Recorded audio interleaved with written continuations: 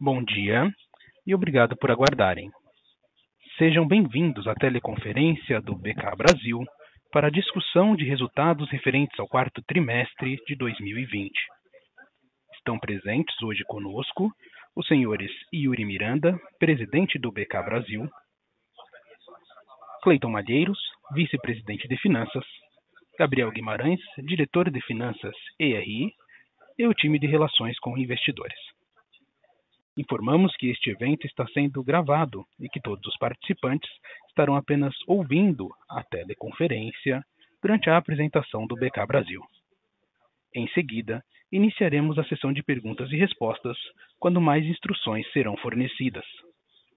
Caso algum dos senhores necessite de alguma assistência durante a teleconferência, queiram, por favor, solicitar a ajuda de um operador, digitando *0. Este evento também está sendo transmitido simultaneamente pela internet via webcast, podendo ser acessado no endereço www.burgerking.com.br/ri, onde se encontra disponível a respectiva apresentação. A seleção dos slides será controlada pelos senhores. O replay deste evento estará disponível logo após seu encerramento. Gostaríamos de informar que esta teleconferência está sendo simultaneamente traduzida para o inglês a fim de atender aos investidores estrangeiros da companhia. Antes de prosseguir, gostaríamos de esclarecer que eventuais declarações que possam ser feitas durante esta teleconferência, relativas às perspectivas de negócios do BK Brasil, projeções, metas operacionais e financeiras, constituem-se em crenças e premissas da administração da companhia, bem como em informações atualmente disponíveis para o BK Brasil. Considerações futuras não são garantia de desempenho e envolvem riscos, incertezas e premissas, pois se referem a eventos futuros e, portanto, dependem de circunstâncias que podem ou não ocorrer.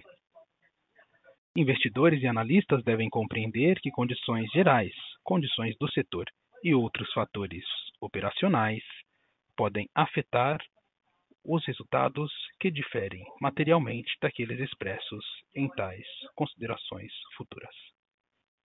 Gostaria agora de passar a palavra ao Yuri Miranda, presidente do BK Brasil, que iniciará a apresentação. Por favor, senhor Yuri, pode prosseguir. Muito obrigado pela introdução, operador. Bom dia a todos. Espero que vocês e suas famílias estejam bem. Obrigado pelo interesse em nossa empresa e pela participação nessa teleconferência de apresentação dos resultados do BK Brasil para o quarto trimestre de 2020. Eu gostaria de começar falando a respeito do que 2020 representou para todos nós. 2020 foi, sem dúvida, o ano mais desafiador que nós já enfrentamos em nossa história. O cenário global trazido pelo Covid impactou diretamente a nossa sociedade e o nosso negócio ao longo do ano. Desde o princípio, nós fomos rapidamente forçados a nos adaptar. Palavra essa que passou a fazer parte de cada decisão do nosso time, todos os dias. Tivemos que questionar processos, rotinas e hábitos que funcionavam bem há anos. E descobrimos que existem formas alternativas que podem nos fazer chegar aos mesmos resultados, muitas vezes e surpreendentemente, com mais qualidade e eficiência. Foi com esse espírito e alinhamento que conduzimos a companhia nesse cenário, sempre focados em proteger nossos colaboradores, proteger os nossos clientes e proteger o nosso negócio. A resiliência no nosso modelo provou sua força mais uma vez. Depois de termos quase 70% dos nossos restaurantes fechados ao fim de março de 2020, e que significou uma perda de vendas relevante, vimos uma sólida e acelerada recuperação, chegando em outubro em níveis próximos ao que tínhamos realizado no ano anterior. Em nossa leitura, essa forte recuperação aconteceu por 3 motivos principais: a aceleração de tendência de consumo, a dinâmica de mercado e a capacidade de adaptação da companhia. Dentro de mudanças de comportamento, a tendência de digitalização que já vínhamos nos preparando, ela foi acelerada. Observamos clientes mais interessados em experiências com menos fricção e com mais conveniência. Canais digitais tomaram uma proporção em nosso negócio que estimávamos levar cerca de 4 ou 5 anos.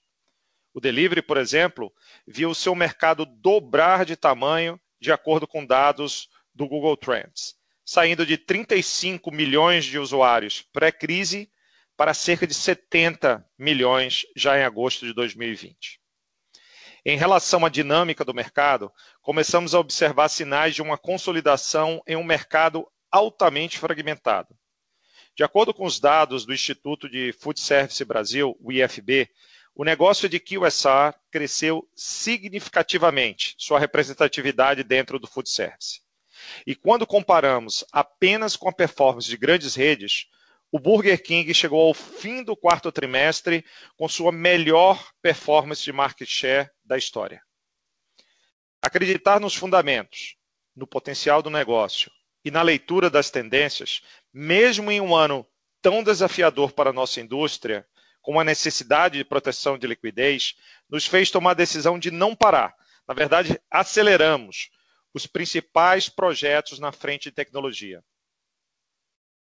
Temos certeza que eles serão importantíssimos para que possamos estar bem posicionados à medida que começamos a ver a normalização do consumo e, principalmente, numa transformação profunda no modelo de varejo alimentício e na relação com os clientes. Em meio a um ambiente de intensas transformações, nós, como um dos principais varejistas de alimentação no Brasil, canalizamos nossos esforços para que pudéssemos fazer avanços importantes em pontos fundamentais para a construção do nosso negócio. Acreditamos em 3 pilares que nos levarão à liderança do mercado de QSR no Brasil. O primeiro deles, produto e marca. Quando olhamos um espectro de 10 anos, exatamente a nossa idade como companhia no Brasil, nos orgulhamos muito do que construímos até aqui. Isso só foi possível por 2 razões essenciais: a qualidade dos nossos icônicos produtos e a força das nossas marcas Burger King e Popeyes. Com nossa comunicação ativa, ousada e irreverente, conseguimos ao longo dos anos construir brand love, o que nos levou a níveis de preferência na marca Burger King ainda não vistos em outros mercados globais. Em 2020 não foi diferente. Nós continuamos com a mesma pegada, com a marca que abraça a diversidade e tem como principal objetivo Welcome Everyone. Por isso, lançamos campanhas inéditas, como o Vassoura True, Fica em Casa e o Natal Antecipado. Dessa forma, seguimos construindo uma marca lembrada, adorada e respeitada pelos nossos mais diversos clientes ao redor de todo o Brasil. Popeyes, por sua vez, tem nos surpreendido muito positivamente. Ainda concentrada em São Paulo, começamos a ver níveis de conhecimento e aceitação muito positivos, o que nos encoraja a expandir nossa capilaridade para outros estados e acelerar a construção da marca e a captura da demanda latente por fast food de frango. Já agora, no mês de fevereiro, abrimos nosso primeiro restaurante da marca no Rio de Janeiro. Acompanhando e analisando tendências globais, tivemos importantes evoluções e inovações do portfólio de produtos, tanto no BK quanto no PLK. Além do lançamento do Rebel Whopper, que a propósito, fomos a primeira rede a lançar um produto à base de plantas no Brasil, no final de 2019, continuamos inovando em 2020 através do lançamento do icônico The Sandwich no Popeyes. E olhando tendências de consumo, fomos um dos pioneiros no movimento de eliminar qualquer ingrediente artificial, como conservantes e corantes, dos nossos produtos, a começar pelo nosso carro-chefe, o Whopper. Esse é um desejo dos nossos consumidores e que certamente nos ajudará a quebrar paradigmas na indústria e aumentar a frequência em nosso negócio. Por esse motivo, pretendemos ter nosso portfólio de produtos Burger King sem qualquer ingrediente artificial até o final de 2021. O segundo pilar está relacionado à tecnologia e à experiência do consumidor.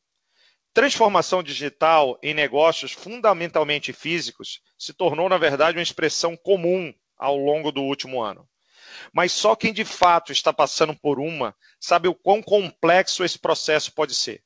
Diferente do intuitivo, essa transformação é lenta e demanda intensos investimentos em estrutura, arquitetura de dados, talentos, softwares e produto. Aqui no BK e PLK, nós começamos essa jornada há aproximadamente 3 anos e agora começamos a ver nossa esteira de desenvolvimento funcionar. Em 2020, por exemplo, fizemos avanços essenciais e que certamente nos darão capacidade de proporcionar uma jornada ainda melhor aos nossos clientes e aos nossos colaboradores. Em uma indústria na qual heavy users têm um papel fundamental, acreditamos que se conseguimos fidelizar esses clientes através de interações personalizadas, ganharemos espaço importante no hábito e na frequência de consumo dessa população. Com isso em mente, nossos restaurantes têm papel fundamental na aquisição de clientes, porque é através dessas experiências nas lojas que nós conseguiremos adquirir dados e construir um relacionamento duradouro em todas as pontas, a tão falada omnicanalidade. Para isso, avançamos na digitalização da experiência dos nossos clientes de diversas formas. Além de duplicar a disponibilidade dos totens de autoatendimento em nossos restaurantes, gerando menos fricção e mais eficiência, crescemos a penetração de vendas realizadas através do app. Lançamos parcerias com novos agregadores de delivery, incluindo a criação do nosso próprio delivery. Adotamos novos canais e meios de pagamentos. Lançamos o Zap do BK e começamos a usar inteligência artificial para incrementar pedidos de clientes e reduzir rupturas em restaurantes. Mas possivelmente, o mais longo e importante dentre os nossos avanços no entendimento do consumo foi o rollout do nosso CRM e o lançamento recente, agora, do Clube BK, nosso programa de fidelidade. Depois de quase 3 anos construindo sistemas, integrações, APIs e Data Lake com a ajuda das melhores consultorias, chegamos ao ponto de lançamento, ou seja, a hora de começarmos a colher o fruto desses investimentos. Nossos aprendizados com marcas globais de referência nos apontam para resultados animadores, à medida que temos um modelo cada vez mais rico em dados, com os nossos mais de 25 milhões de downloads realizados, mais de 4 milhões de usuários ativos e mais de 8 milhões de usuários já cadastrados em nossa base, com os quais começamos a dialogar com mais frequência. Nossa expectativa é que essas ferramentas sejam uma importante alavanca em Revenue Management, seja por aumento de frequência, seja por um gerenciamento de ofertas mais direcionadas e personalizadas. Queremos chegar ao ponto onde generalização de ofertas será passado e a equação de rentabilidade ganhará uma nova alavanca. Dentre todos, a tecnologia foi a única iniciativa que não paramos de investir durante nenhum momento. Sabemos que momentos desafiadores são também oportunidades de aceleração. E é com esse mindset que seguimos em frente em nossa jornada de digitalização. O terceiro pilar, o nosso balanço patrimonial sólido. Uma das características que certamente diferenciou a nossa execução no decorrer dos últimos 10 anos foi a prudência com a qual tomamos decisões de investimentos e buscamos um nível de alavancagem financeira que consideramos adequado ao nosso negócio, que, por natureza, já conta com alta alavancagem operacional. Em 2020 não foi diferente.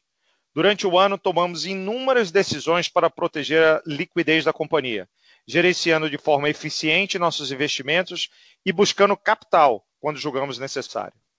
Acreditamos muito no tamanho da oportunidade que temos à nossa frente e a velocidade com que crescemos mostra a nossa vontade de fazermos um negócio grande. Com isso em mente, reforçamos nossa estrutura de capital para que pudéssemos, em um ano onde a maioria estará em recuperação, voltar a crescer e conquistar espaço que também virá de consolidação de mercado. Além disso, já renegociamos todos os nossos compromissos de dívidas com vencimento no curto prazo, de forma que pudéssemos ter a tranquilidade para navegar em um momento ainda desafiador, em função dos impactos da segunda onda e da expectativa pela eficácia das vacinas. É assim que entramos em 2021, com a certeza de que ainda teremos um ano desafiador, mas que certamente estamos muito bem preparados para capturar as oportunidades de crescimento focadas em desenvolvimento dos nossos restaurantes e tecnologia. Agora, gostaria de comentar nossos resultados do quarto trimestre de 2020. Por favor, sigam para o slide número 3.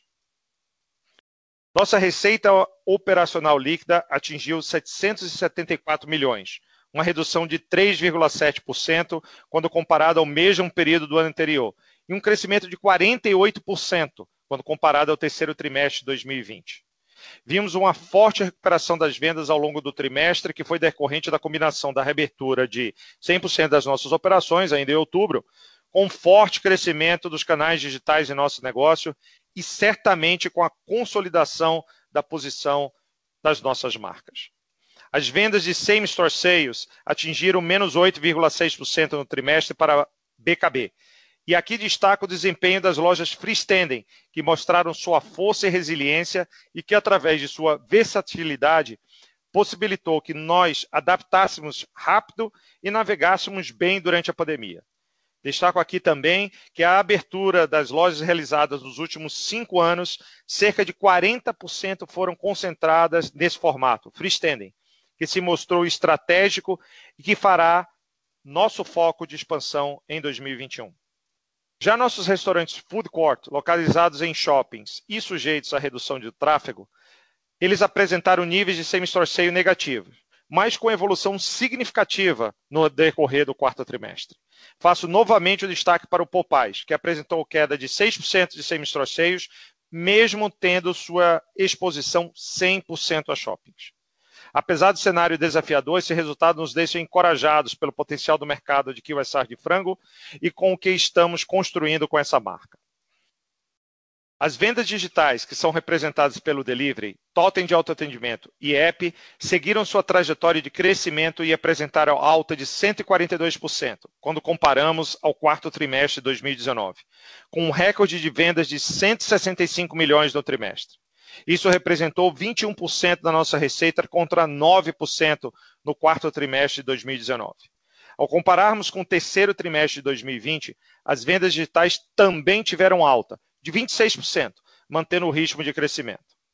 Em relação aos resultados financeiros, o EBITDA ajustado atingiu 72 milhões de reais, uma queda de 58% quando comparado ao quarto trimestre de 2019. Porém, na comparação com o terceiro trimestre de 2020, tivemos um aumento de aproximadamente 84 milhões de reais, decorrente do forte avanço do resultado operacional e que nos possibilitou retomar a patamar positivo de EBITDA.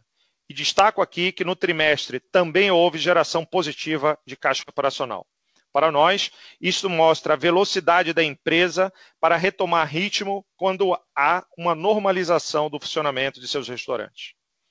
Em novembro, concluímos nossa oferta subsequente de ações 100% primária, onde captamos 510 milhões de reais, que nos possibilitou encerrar 2020 próximos de uma posição de net cash, apenas 10 milhões de reais de dívida líquida. Por fim, importante mencionar que renegociamos em 2020 junto à RBI o plano de expansão e abertura de novas lojas para as marcas Burger King e Popeyes. Com isso, foram firmados novos termos dos contratos de master franquia, em especial relacionados aos prazos de abertura de novas lojas. Esse acordo reforça a confiança e a parceria de longo prazo que temos junto à RBI. Com isso, eu passo a palavra para meu sócio e CFO, Cleiton Malheiros, para dar mais detalhes sobre a performance da empresa. Cleiton, por favor. Muito obrigado, Yuri. Bom dia a todos. Passando por slide 4, vemos que durante o quarto trimestre de 2020 retomamos a nossa performance histórica de crescimento, com a abertura líquida de 5 restaurantes, fruto das 13 aberturas, sendo 12 da marca Burger King e 1 da marca Popeyes, e 8 fechamentos, todos de Burger King. Além disso, realizamos 2 repasses de lojas Burger King para franqueados. Com isso, encerramos 2020 com um total de 905 restaurantes em operação no país, sob as marcas Burger King e Popeyes, dos quais 703 operados pelo BK Brasil. Apesar do cenário extremamente desafiador, encerramos o ano com apenas 7 restaurantes a menos do que começamos, reforçando nossa confiança nas nossas marcas e no tamanho da oportunidade que temos em nossas mãos.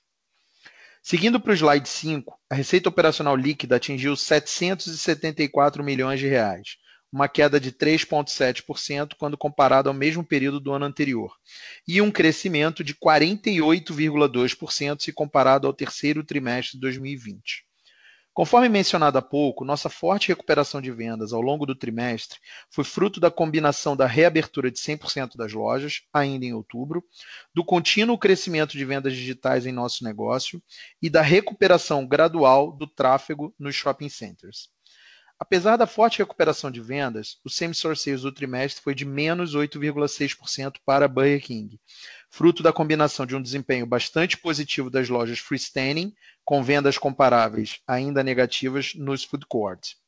Com relação a Popeyes, apesar das lojas serem todas do modelo food court, nossa performance foi superior a BK, com menos 6,2% de same-store sales, beneficiado pelo crescimento da estatura da marca e do forte crescimento do delivery.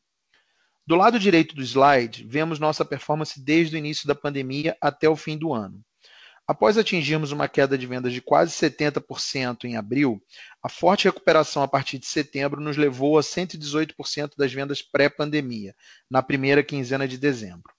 Com a volta das medidas restritivas, sobretudo em São Paulo após o Natal, tivemos na última semana do ano uma desaceleração das vendas decorrente dos fechamentos das operações nos shoppings no último final de semana de 2020. Avançando para a página 6, vemos o forte crescimento das vendas dos canais digitais durante o quarto trimestre, em continuidade ao bom desempenho do trimestre anterior.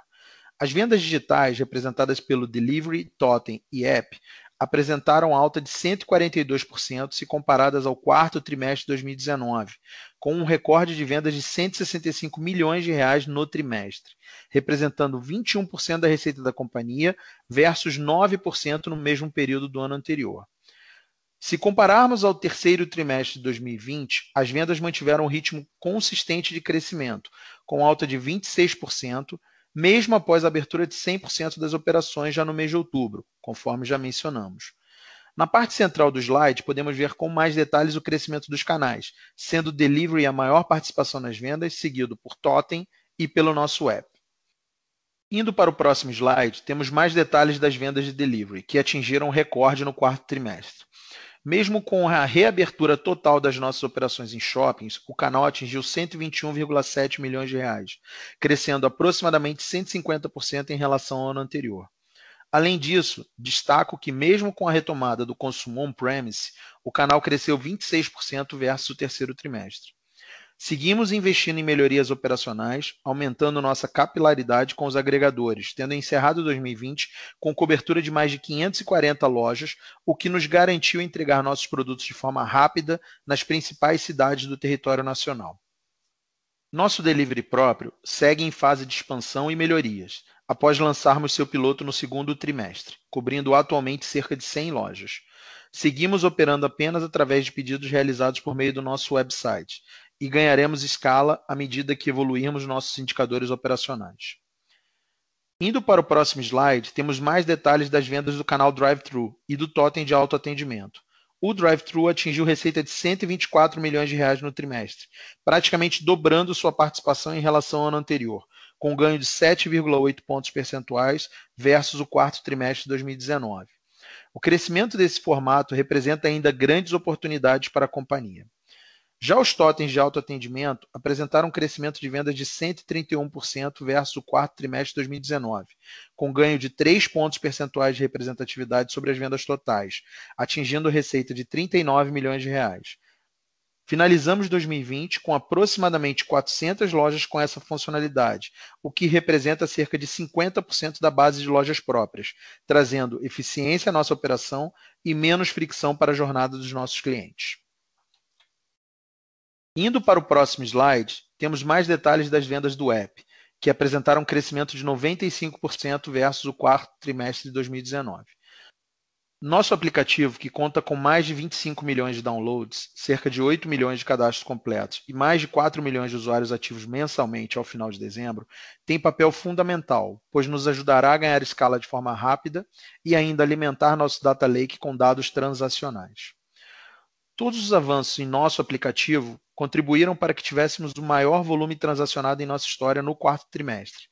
Apesar de ainda pouco representativo, acreditamos muito nessa funcionalidade, pois nos ajudará a ser mais eficientes, melhorando a experiência e reduzindo a fricção com nossos clientes.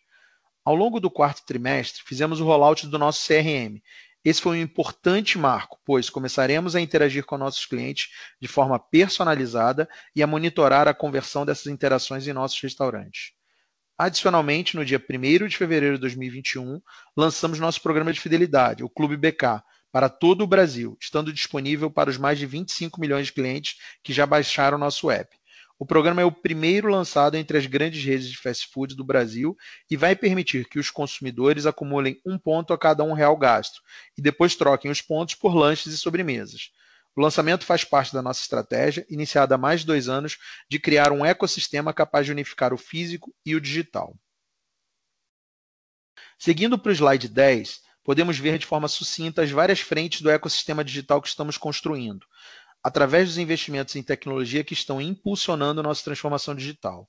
Nosso foco em melhorar e personalizar nossas interações com os clientes por meio destas plataformas digitais foi acelerado ao longo deste ano, conforme já mencionei anteriormente. Acreditamos que a tecnologia irá nos ajudar através de 3 pilares. O primeiro, relacionado à eficiência nos restaurantes, como, por exemplo, com a instalação de totens de autoatendimento, inclusão de novos meios de pagamento e uso de inteligência artificial para a sugestão de vendas. O segundo pilar, relacionado à construção da omnicanalidade, com investimentos em melhorias operacionais e aumento de capilaridade em nossos canais, como o delivery, tanto próprio como através dos nossos parceiros agregadores, drive-thru e balcão. E o terceiro pilar, através da melhoria da experiência do cliente com projetos relacionados à frente de CRM, que irão permitir interações cada vez mais assertivas com nossos consumidores, seja através do nosso programa de fidelidade Clube BK ou do Zap do BK, com mais praticidade e agilidade para os nossos clientes fazerem pedidos, ou até mesmo através da disponibilização de Wi-Fi em nossos restaurantes. Seguindo para o slide 11, apresentamos a evolução dos nossos custos, despesas com vendas nos restaurantes e G&A. O custo da mercadoria vendida atingiu 40,4% da receita, um aumento de 250 basis points versus o quarto trimestre de 2019 e um aumento de 160 basis points quando comparado ao terceiro trimestre. O desafiador cenário da inflação de alimentos decorrente dos preços de commodities, sobretudo na proteína, contribuiu para uma pressão em nossa estrutura de custos.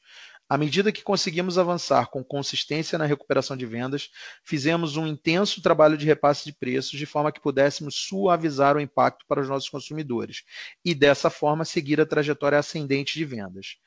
Reavaliamos a sensibilidade de cada produto e categoria, a fim de encontrarmos a melhor equação de vendas e custos, de forma que pudéssemos maximizar o lucro bruto. A rápida recuperação das vendas nos mostrou que os consumidores têm absorvido bem os ajustes realizados em 2020. Por exemplo, em nossa icônica plataforma de Mix and Match, fizemos 2 importantes movimentações ao longo do ano. Adicionalmente, à medida que a frente de CRM evolui na companhia, diminuiremos a exposição a descontos massivos aos clientes, favorecendo ganhos de margem. Já as despesas com vendas nos restaurantes, excluindo depreciação e amortização, totalizaram R$ 353 milhões de reais no quarto trimestre de 2020 e atingiram 45,6% da receita, um aumento de 670 basis points versus o quarto trimestre de 2019 e uma queda de 1.270 basis points quando comparado ao terceiro trimestre. Essa alta é principalmente explicada pelo crescimento das vendas de delivery e consequente aumento do take rate, redução dos descontos de aluguel e aumento das despesas com higiene e limpeza nos restaurantes em função da pandemia. Além disso, as despesas com o pessoal, que representam cerca de 30% do SG&A, foram impactadas pelo término da MP 936, quando comparadas às despesas do terceiro trimestre. Já as despesas gerais e administrativas, excluindo depreciação e amortização, totalizaram 59 milhões de reais no quarto trimestre de 2020 e atingiram 7,6% da receita, um aumento de 360 basis points versus o quarto trimestre de 2019 e um aumento de 150 basis quando comparado ao terceiro trimestre de 2020. Com a recuperação dos indicadores operacionais no quarto trimestre e a proximidade de 2021, antecipamos alguns movimentos importantes em relação à nossa estrutura de tecnologia, contando inclusive com serviços prestados de consultoria e desenvolvimento de softwares que nos ajudarão no decorrer de 2021. Além disso, como efeito das primarizações dos serviços de manutenção e Service Desk, o G&A foi negativamente impactado, com um benefício ainda maior nas despesas nos restaurantes. Adicionalmente, tivemos o efeito não recorrente da baixa de ativos relativo ao fechamento de restaurantes, que totalizou aproximadamente 12 milhões de reais no trimestre. No slide 12, o EBITDA ajustado atingiu 72,1 milhões de reais, queda de 57,9% quando comparado ao quarto trimestre de 2019. Esse resultado é explicado pela desalavancagem operacional gerada pelo same-store sales negativo do trimestre, combinado ao crescimento das vendas via delivery, que resultaram em significativa compressão de margem quando comparado ao quarto trimestre de 2019. Já na comparação com o terceiro trimestre de 2020, tivemos aumento de 83,5 milhões de reais, decorrente do forte avanço do resultado operacional, que nos possibilitou retomar o patamar positivo de EBITDA. Na parte central do slide, apresentamos um prejuízo líquido de 97,3 milhões de reais no quarto trimestre, versus um lucro líquido de 41,3 milhões de reais no quarto trimestre do ano anterior.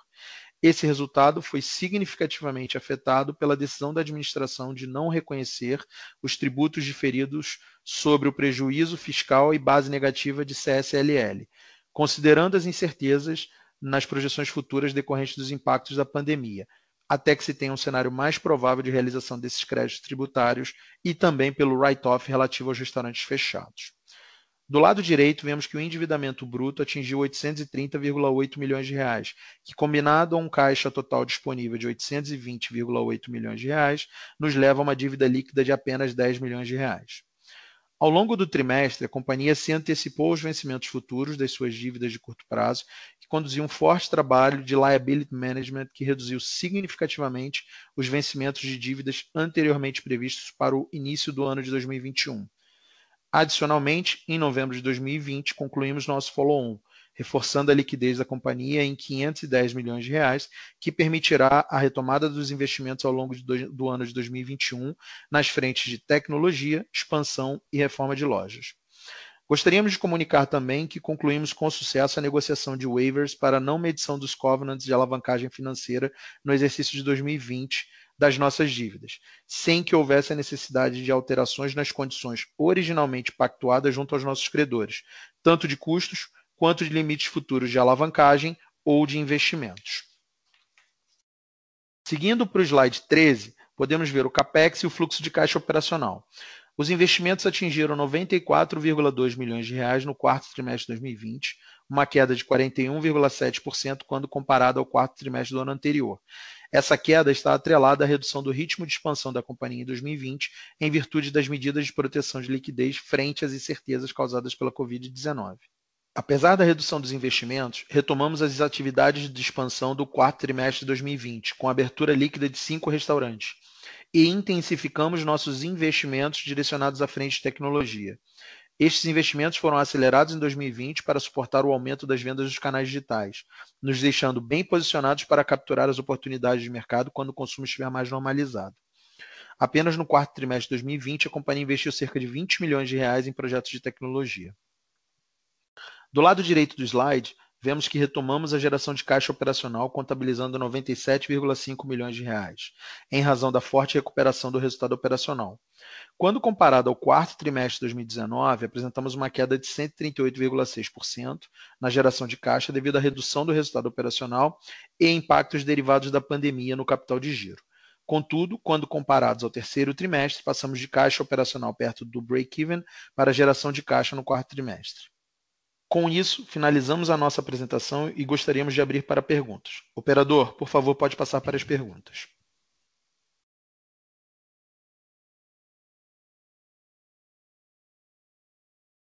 Senhoras e senhores, iniciaremos agora a sessão de perguntas e respostas. Para fazer uma pergunta, por favor, digitem *1 e para retirar a pergunta da lista, digitem *2. A nossa primeira pergunta vem de Roberto Brown, Morgan Stanley. Oi, bom dia, Yuri, Cleiton, Gabriel, obrigado aí pelo call, pela pergunta. Eu queria entender um pouquinho melhor a estratégia de margem de vocês, né? A gente entende aí que vocês estão focados em vendas, na retomada aí das vendas, e isso fica claro com o recorde de market share que vocês apresentaram. Mas também o ambiente acho que não podia ser mais desafiador, né?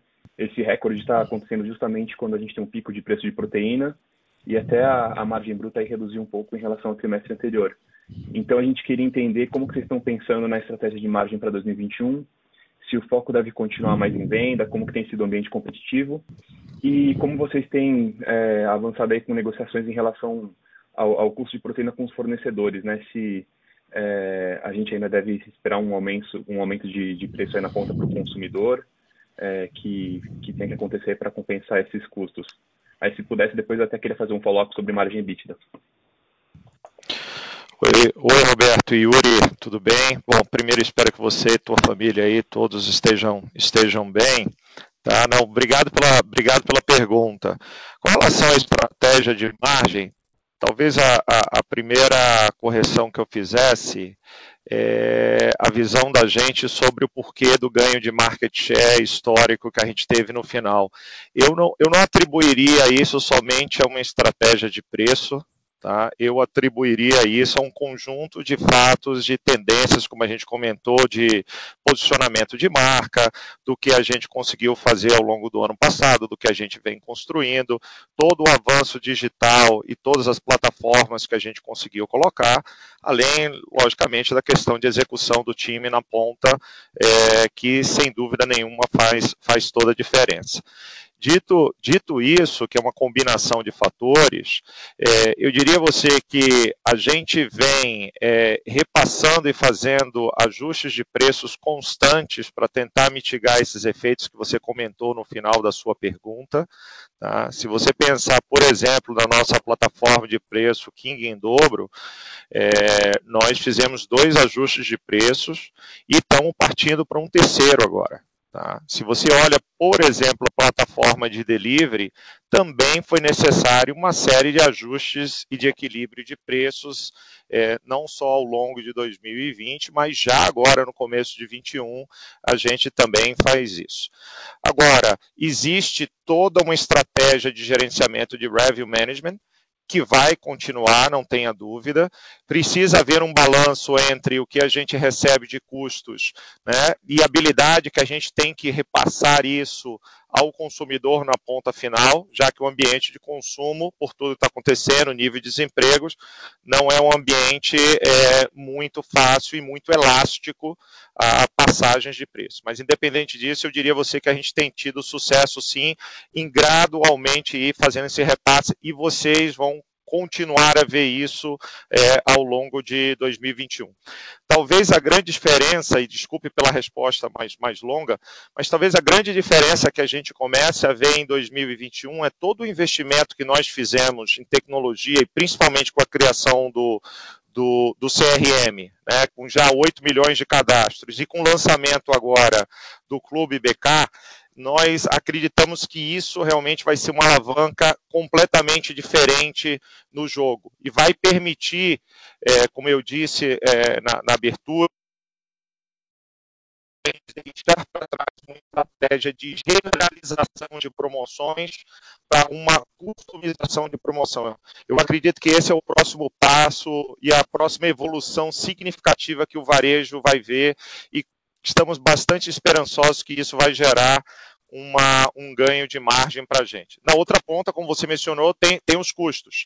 A gente continua a ver uma pressão de custos, temos negociado exaustivamente com os nossos fornecedores. Acreditamos que, comparado com outras operações menores, Roberto, que tem um pouco mais de dificuldade por uma escala menor, com uma negociação junto aos fornecedores. Nesse momento, a gente acredita que a pressão é para todos, mas que a gente consegue ter um poder pelos mais de 900 restaurantes que a gente tem. Mais arroba do boi acima de R$300, saca de soja acima de R$160, é realmente um desafio que está aí no mercado. Obrigado, Yuri, pela explicação sobre a estratégia e tudo mais. Aí, sobre a margem EBITDA, né, a gente também entende aí que uma boa parte do sucesso aí nas vendas vem dessas iniciativas que você comentou, incluindo o no delivery, né? E aí, como vocês mostraram, também tem o custo aí de take rates que está pesando um pouco mais no resultado agora. Aí a gente queria entender se vocês têm alguma expectativa de quando o delivery pode realmente ser incremental ao volume que vocês costumavam ter on-premise, e se o fato dessa venda, né, eventualmente voltar a ser incremental, deveria fazer com que o delivery ajudasse as margens, né, melhorasse a utilização na cozinha, diluísse custo fixo e não tivesse esse efeito que a gente vê agora. Se isso é realmente viável e quando que a gente poderia ver isso? Excelente pergunta. Excelente pergunta, Roberto. Na verdade, a discussão da incrementalidade delivery é uma discussão antiga. Ela fica um pouco mais desafiadora no momento em que você tem esse crescimento acelerado que a gente viu em 2020, né? Com a redução do consumo on-premise, o delivery realmente ocupou uma parte, principalmente das vendas do que a gente chama de balcão, né? Então é difícil no momento, inclusive, você separar o que é venda incremental do que é substituição de venda de balcão. Mas eu penso de duas maneiras. Tá? Houveram cerca de 70 milhões de pessoas consumindo delivery de fast food em 2020, das quais cerca de metade, 34 milhões de consumidores, fizeram consumo pela primeira vez. Tá? Isso é um dado. Segundo, considerando que a gente tem uma população de 210 milhões de habitantes, existem 140 milhões de habitantes que têm algum tipo de device e estar conectado.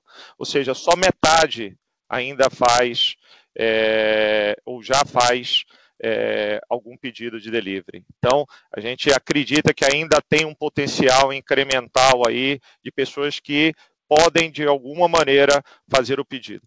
Todos eles vão ser delivery? Não, acreditamos que vai haver um balanço de canais em uma situação mais estável ao longo do mês. Você vai fazer alguns pedidos de delivery, vai ao drive-thru, vai no pick-up, vai consumir na loja, então vai haver essa diferença. Tá? Com relação ao que a gente faz no ambiente mais estabilizados com delivery, primeiro, e também na incrementalidade, nós hoje estamos nos principais agregadores, que a gente começa a ver também que cada agregador, que apesar de você ter o mercado inteiro de delivery, cada agregador é como se tivesse o seu próprio cliente, tá? E você estar lá é importante nessas plataformas, isso é uma parte bastante importante para a gente. Ao mesmo tempo, Roberto, nós temos 25 milhões de downloads de clientes que são Burger King, 25 milhões. Tá? E que quando entram para pedir, eles querem um pedido Burger King. Por isso que nós começamos com delivery próprio, que já está em 100 lojas, e a gente quer dobrar esse número agora em 2021 e fazer uma alavancagem em cima de tudo que a gente construiu de CRM, de loyalty, inclusive para poder, ao invés de pegar esse cliente hoje nosso e ir a um dos agregadores, a gente conseguir fazer entrega, o que vai nos ajudar certamente no equilíbrio de margem também. E por último, é o que eu comentei, o Revenue Management.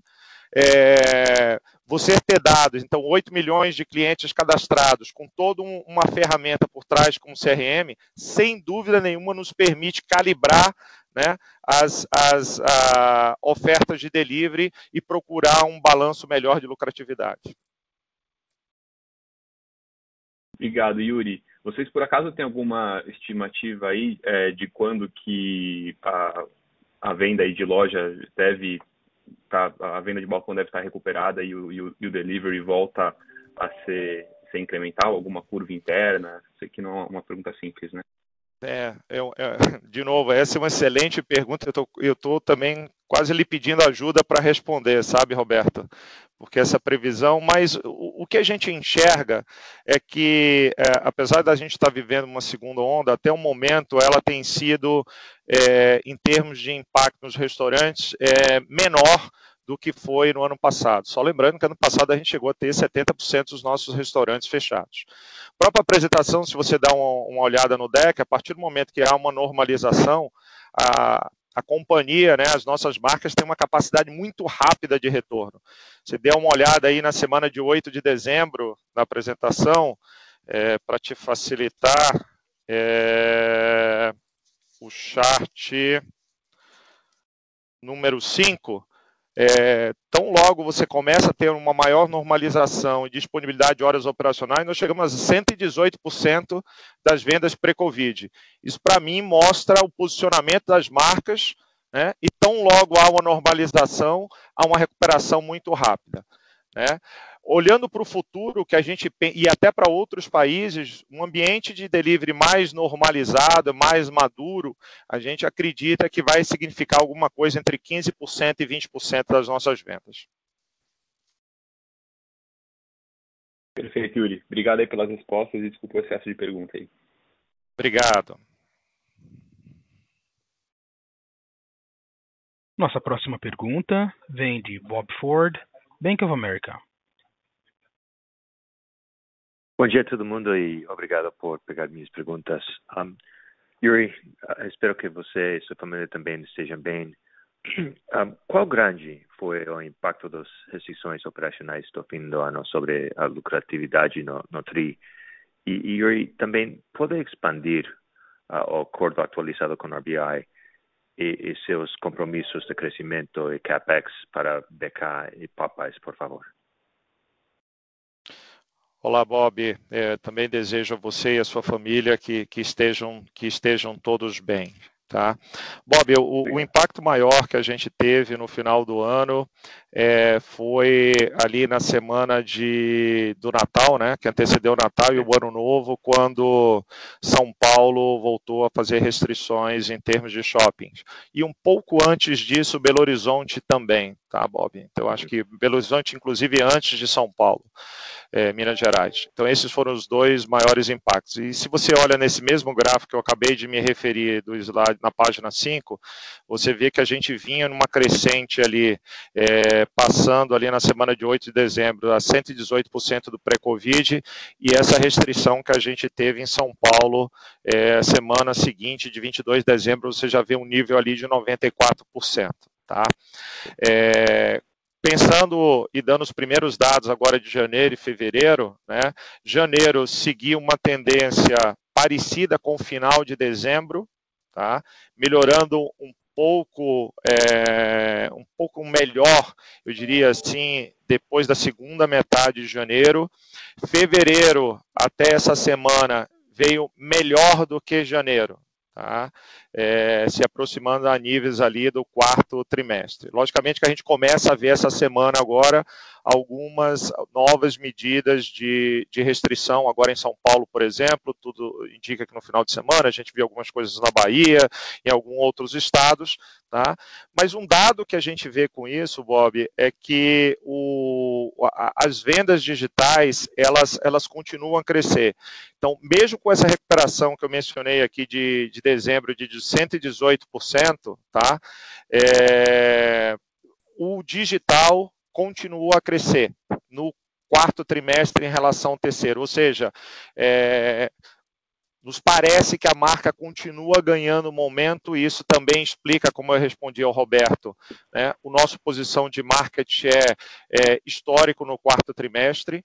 Um outro dado que eu comparto é que a gente, na último call com vocês, a gente comentou sobre uma consolidação de mercado e a gente já começa por alguns números, peguei os últimos números aqui da IFB e a gente viu, por exemplo, uma redução em número de lojas no mercado entre os grandes players de cerca de 8%, se você compara janeiro de 21 com janeiro de 20. Então, aquela consolidação de mercado que a gente comentou e esperava, infelizmente, um efeito colateral aí de tudo que a gente está vivendo, ela começa a acontecer, e eu não tenho dúvida que isso faz um balanço também, e as redes que estiverem bem preparadas vão ter uma melhor consolidação e uma captura disso. E com relação à sua pergunta sobre o MFDA, o acordo que a gente fez com a RBI, existem termos que são confidenciais, a gente não pode dar um disclosure maior aqui, mas o que eu posso te dizer é que o que nós renegociamos foi basicamente o nível de crescimento tanto do Burger King quanto do Apple Pies para esse ano e para os próximos anos mais adequado à situação que aconteceu em 2020, tá? E também com um ritmo de crescimento que permite a gente a tomar a decisão de acelerar mais ou menos de acordo com o que acontece nos próximos meses. Então a gente fica bastante confortável com o acordo que foi feito com eles. Parabéns. Yuri, somente uma pergunta mais, por favor. Eu sei que é cedo, mas o que você está olhando em termos da reativação dos usuários e envolvimento com suas ferramentas baseadas em o aplicativo? Desculpa, Bob, você poderia repetir? Que sei que é cedo, mas o que você está vendo em termos da reativação dos usuários e envolvimento em suas ferramentas do app? Não, é uma excelente pergunta. A gente está bastante animado, Bob, porque pela primeira vez a gente começa a fazer vendas identificadas. Eu posso te dar um dado. 15% do total das nossas vendas, 15%, já é identificada. Se você compara isso com outros países que partiram antes nessa jornada digital, você vai ver que é um número bastante significativo para um negócio que está começando agora. Tá? E o segundo passo, depois de você consegue identificar a venda, é justamente um revenue management melhor. E a gente está vendo aqui oportunidade em duas áreas. Uma, incremento, porque você começa a ter incremento de frequência, porque você começa a ter visibilidade de dados de pessoas que são heavy users de fast food, e é aqui que gera-se o incremento. Tá? E, por outro lado, nas pessoas que já são os seus clientes, você consegue, com isso, fazer uma personalização de ofertas e não mais ofertas generalizadas para todo mundo. Esse é o primeiro. Então, a gente já tem 8 milhões e com uma taxa de crescimento bastante rápida, como a gente fez o deployment agora do Clube BK. A gente não tem dúvida, até por experiência de programas de loyalty de outros países, a gente conseguiu olhar não só na América, mas olhamos também a Europa e olhamos a Ásia, bons cases de implementação de loyalty programs, e a gente fica bastante animado com fazer incremento de frequência do nosso negócio. E o último, também dentro desse pacote aí digital, a gente hoje já tem mais de 50% das nossas lojas com totens digitais, né? E esses totens têm mostrado para a gente uma eficiência operacional muito interessante, Bob. Tá? E o sentimento é que, como muitas pessoas, como eu comentei, utilizaram pedidos digitais pelas primeiras vezes, é como se eles tivessem acelerado essa interação deles com meios digitais e com o uso do totem. E o que a gente está trabalhando agora, já vimos que isso tem a ver com velocidade, com produtividade. Nós estamos trabalhando no UX do totem para aumentar ainda mais e tornar a experiência com menor fricção possível e aumentar a velocidade. Tá? Então, os dados do que estão vindo do totem também são bastante encorajadores. Eu acredito que nos próximos meses, com o avanço do Clube BK, Bob, e com mais usuários a cada dia se identificando e a gente começando a se comunicar com eles, a gente vai ter muita coisa legal e interessante para compartilhar com vocês. Parabéns, muito obrigado. Obrigado, Bob. Nossa próxima pergunta vem de Marcela Requia, Credit Suisse.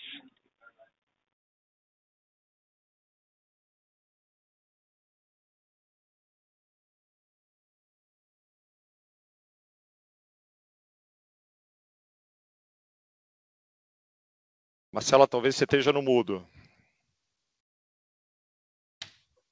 Senhores, perdemos a conexão com a senhora Marcela, então lembramos que para fazer perguntas basta digitar *1.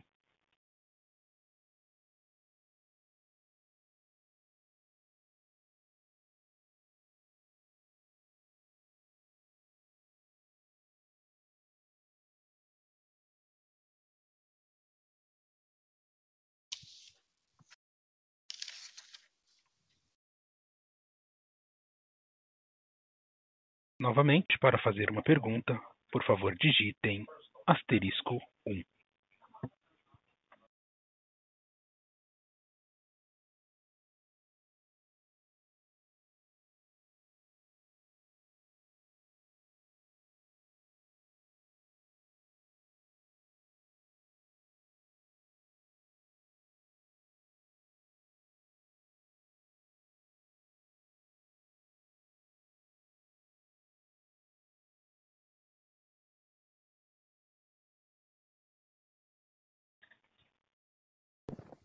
Senhores, por favor, aguardem enquanto coletamos as perguntas.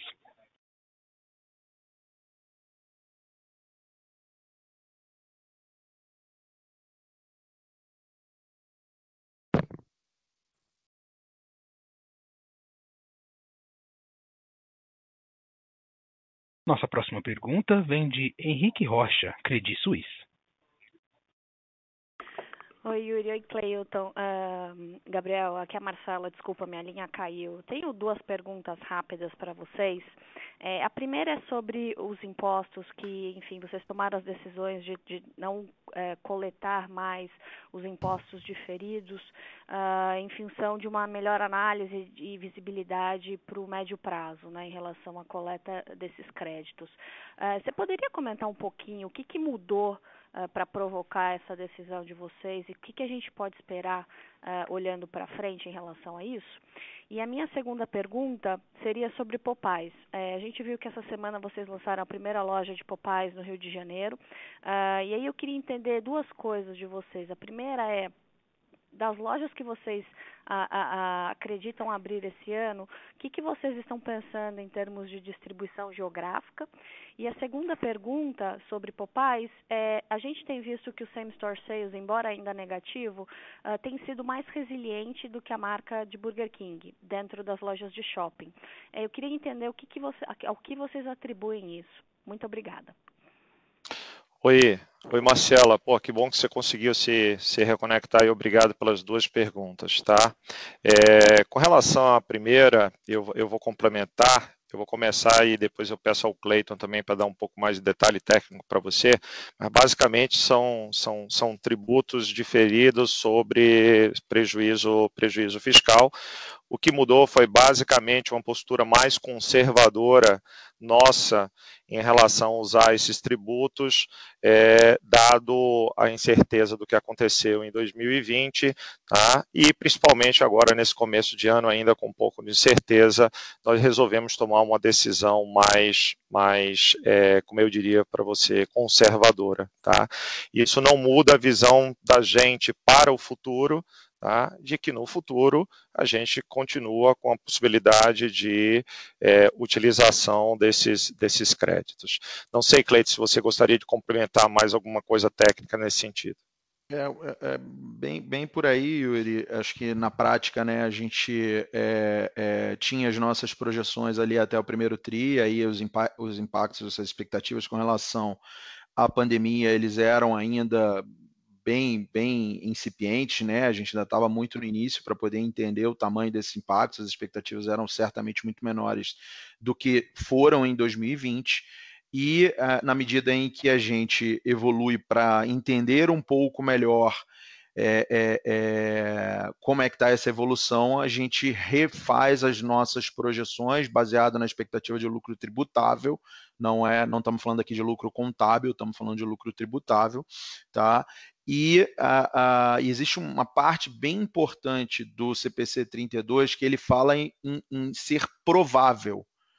E hoje essa, vamos dizer, provável quase certeza do ponto de vista de projeções, eu acho que vocês estão sofrendo do mesmo desafio que a gente tem, ele é mais difícil. Repara a pergunta anterior de quanto que a gente espera que vai voltar a ter uma expectativa. Depende da vacina, depende da segunda onda, depende de uma série de outros aspectos. Então, dado essa situação, que ainda envolve um grau de incerteza, a gente optou aí para ser bastante conservador e não contabilizar um ativo que a gente poderia levar mais tempo para utilizar do que a gente, se eventualmente essa situação do Covid permanecer por mais tempo. Então, basicamente, o resumo é esse, e a companhia pode rever isso a qualquer momento, tá? Mas nesse momento a gente entende que é a forma mais prudente de se fazer e de se tratar com esse ativo.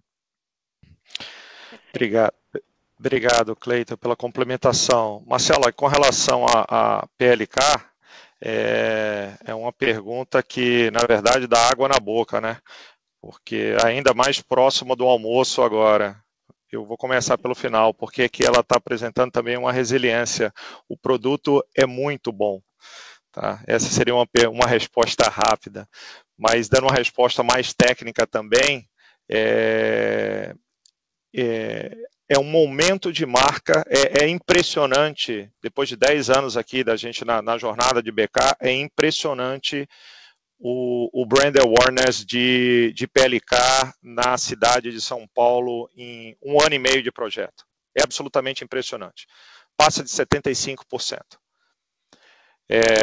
E eu não tenho dúvida que isso vem em consequência, as vendas vêm em consequência também de um nível desse de brand awareness. Tá? Segundo ponto, se você compara os níveis de vendas off-premise, e basicamente a gente defendeu de vendas off-premise aqui em São Paulo por tudo que tem acontecido, o crescimento que ocorreu versus 2019 no Popeyes é de 900%. Então, é um crescimento, é um produto que viaja muito bem, é um produto que tem uma característica bem flexível, que vai de um ticket individual a um ticket de família, tá? E por isso eu acredito que ele se comportou muito bem agora nessa situação que a gente está vivendo. E por essa razão que a gente também tomou a necessidade, complementando a sua pergunta, de já sairmos de São Paulo. Então, o primeiro passo agora é Rio de Janeiro. Nós vamos fazer um crescimento agora no mercado do Rio de Janeiro e provavelmente em outros estados também ainda esse ano, após a entrada do Rio de Janeiro. Então, estamos animados com isso. Perfeito, pessoal. Muito obrigada pelas respostas, super claro. Obrigado a vocês.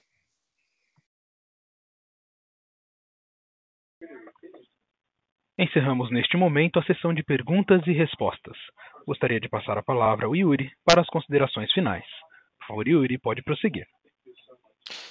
Obrigado, operador. Obrigado a todos pelas perguntas, pela presença, sempre pelo interesse na nossa companhia.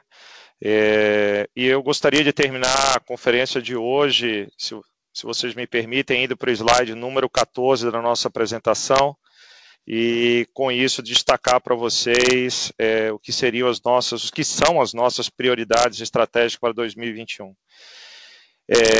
Eu sei que a gente ainda está passando por uma segunda onda da pandemia, e enquanto ela estiver, nós iremos continuar protegendo os nossos colaboradores, os nossos clientes e o nosso negócio. No início da primeira onda, nós dissemos aqui internamente a todos os nossos colaboradores que nós sairíamos mais fortes do que nós entramos. E é exatamente assim que a gente se sente hoje. Mais forte, mais preparado, eu acredito que todos nós, do que nós estávamos em março de 2020. Mas isso não quer dizer que a gente vai ser menos prudente. Tá? Isso quer dizer que estar mais preparado nos deixa mais confiante do que a gente pode fazer quando uma situação já está mais normalizada. E a gente viveu isso no final do ano. É nesse espírito que eu comparto com vocês as prioridades de 2021. recuperação de venda e ganho de market share. Nossas marcas estão muito bem posicionadas para isso, ainda mais com toda a consolidação que nós dissemos que iria acontecer e que já está acontecendo. Queremos capturar o potencial dos canais digitais e, como eu mencionei, começar a colher o fruto dos nossos investimentos, tá? Como o CRM e o Clube BK. Nós queremos retornar o nosso crescimento orgânico com os restaurantes freestanding no Burger King e a expansão de Popeyes para novos estados, como a gente acabou de mencionar, inclusive na pergunta da Marcela do Credit Suisse. Nós queremos avançar na transformação do nosso menu de produtos sem conservantes ou ingredientes artificiais. Acreditamos que tudo o que aconteceu e tem acontecido no nosso país acelerou uma consciência do consumidor pela confiança em marcas que controlam a qualidade dos seus produtos e que você pode confiar naquilo que você está consumindo. E por último, mas não menos importante, a gente quer entender e adaptar muito rápido, como é a nossa característica, a experiência dos consumidores e dos colaboradores em toda essa transformação que a gente está vivendo. Então eu termino esse call com um agradecimento especial a todo o nosso time e também aos nossos acionistas, ao nosso time, porque eles foram verdadeiros heróis, trabalhando todos os dias para servir nossos milhões de clientes, seja nos nossos restaurantes, seja em um home office ou um escritório remoto. Nossa gente continua e continuará sendo a principal diferença dessa companhia. E é através dessa diferença que a gente continua sonhando. E agradecer aos nossos acionistas, porque a gente sabe que em um momento difícil como esse, eles continuaram e continuam acreditando na nossa capacidade de execução e na nossa vontade de construir um negócio genuíno e duradouro. Fiquem seguros e que venha 2021. Obrigado. A audioconferência do BK Brasil está encerrada. Agradecemos a participação de todos, tenham uma boa tarde e obrigado por usarem Chorus Call.